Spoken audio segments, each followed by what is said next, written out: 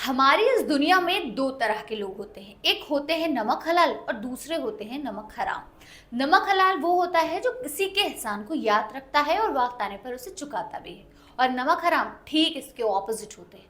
वो पहली बात तो किसी का एहसान नहीं समझते, एहसान नहीं याद रखते, और दूसरी बात ये कि वक्त पड़ने पर वो आपके साथ ही गद्दारी कर जाते। इसलिए कहा जाता है कि नमक हरामों को एक बार पहचानने के बाद उनसे दूरी अख्तियार कर लेनी चाहिए, ताकि आप आने वाले टाइम में किसी तरह के नुकसान को खुद से बचा सके।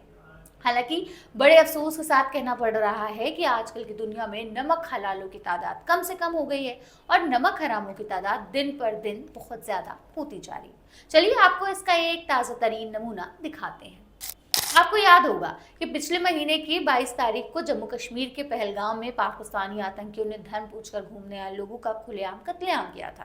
पहलगाम में हुए इस आतंकी हमले के जवाब में ठीक 15 दिनों बाद भारत ने ऑपरेशन सिंदूर के तहत पाकिस्तान के 9 आतंकी ठिकानों पर मिसाइल स्ट्राइक की, जिसमें 100 से ज्यादा आतंकवादियों की मौत हुई।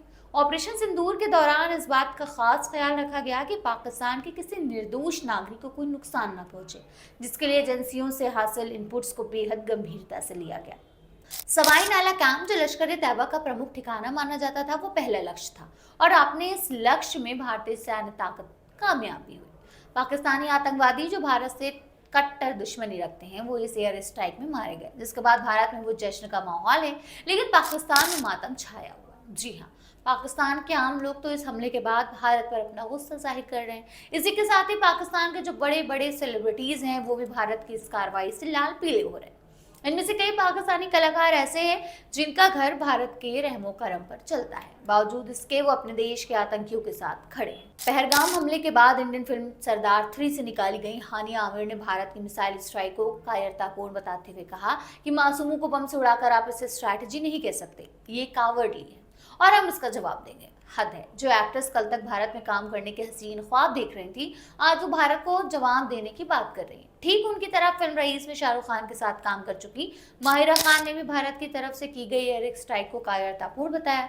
वहीं इस फिल्म सनम तेरी कसम से बॉलीवुड डेब्यू करने वाली मोहरा हॉकिन ने एयर स्ट्राइक पर कहा कि मैं पाकिस्तान पर हुए इस कायरतापूर्ण हमले को धिक्कारती हूँ। इसके अलावा भारत में कई हिट फिल्मों में काम कर अपना स्ट्रॉन्ग फैन बेस बना चुके फवाद खान ने भी गिरगिट की तरह अपना रंग बदल लिया और लगे पाकिस्तान आतंकियों पर भारत की एयर स्ट्राइक को कोसने। खैर, अगर हम आपसे कहें कि दिवंगत श्रीदेवी की बेटी ने भी पाकिस्तान आतंकवादियों पर भारत की कार्रवाई के बारे में अनाप शनाप बोला है, तो क्या आप इस बात पर यकीन करेंगे? जी हाँ, श्रीदेवी की बेटी ने कहा है कि रिहायशी इलाकों को निशाना बनाना और निर्दोष लोगों की हत्या करना ताकत नहीं है, बल्कि कायरता है। कोई भी कहानी, कोई भी एजेंडा, किसी भी तरह की सफाई इस तरह के घिनौने कांड पर पर्दा नहीं डाल सकते। मेरी संवेदना पीड़ितों और उनके परिवारों के साथ है। हम इस मुसीबत की घड़ी में एक साथ हैं। वैसे आप सोच रहे होंगे कि श्रीदेवी जैसी महान आर्टिस्ट की बेटी पाकिस्तान को सपोर्ट करने जैसा बयान आखिर कैसे दे सकती है? तो हम आपको बता दें कि ये बयान श्रीदेवी के रियल बेटी की तरफ से नहीं, बल्कि उनकी रियल बेटी की तरफ से आया। जी हाँ, ये बयान दिया है सजल अली ने, जो पाकिस्तान की बड़ी और नामचीन एक्ट्रेसेस में शुमार है।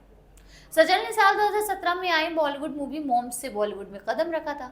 इस फिल्म में सजल ने श्रीदेवी की बेटी का किरदार निभाया था। इस मूवी के बाद सजल पाकिस्तान में सुपरस्टार बन गई थी, लेकिन आज जब वो बॉलीवुड में दोबारा एंट्री करने के अपने सारे रास्ते बंद होते देख रही हैं, तो उन्होंने अपने असली रंग दिखाने शुरू कर दिए हैं। पहलगाम हमले पर तो उन्होंने कोई दुख नहीं जताया, लेकिन बात जब अपने मुल्क के आतंकवादियों पर आई, तो इन जैसे पाकिस्तानी कलाकारों के आंसू निकलने लगे। बहरहाल, वो जो शुरुआत में मैंने नमक हराम वाली बात कही थी, ये सारे पाकिस्तानी कलाकारों पर बिल्कुल सटीक बैठती है। अब आप बताइए, क्या पाकिस्तानी कलाकारों को आगे चलकर कभी भारत में, इंडिया में काम करने की इजाजत मिलनी चाहिए या नहीं? आपके जो भी जवाब हो इस वीडियो के कमेंट बॉक्स में जरूर बताइएगा। और हाँ, अगर वीडियो पसंद आया हो तो लाइक, शेयर और सब्सक्राइब करना ना भूलें। मिलते हैं अगले वीडियो में ऐसे ही दिलचस्प स्टोरी के साथ। बने रहिए और देखते रहिए आपकी खबर।